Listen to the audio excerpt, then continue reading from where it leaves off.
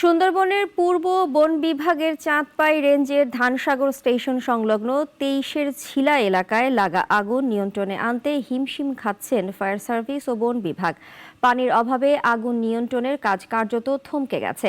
নদীতে পানি না থাকায় পানির পাম্প বন্ধ রাখতে হচ্ছে, অপেক্ষা জোয়ারের পানি আসার। মাসুদুর রহমানের রিপোর্ট, জানাচ্ছেন সিরাজু মনির শুভ।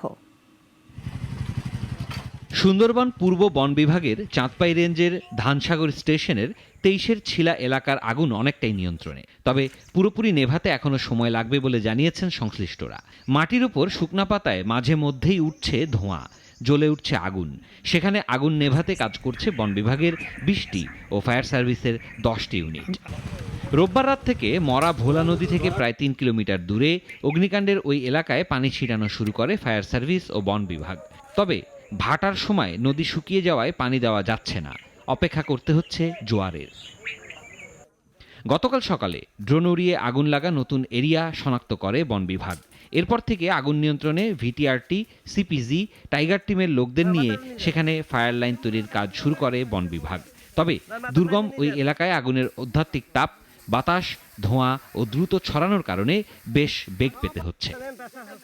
সিরাজুম মনির শুভ, নাগরিক।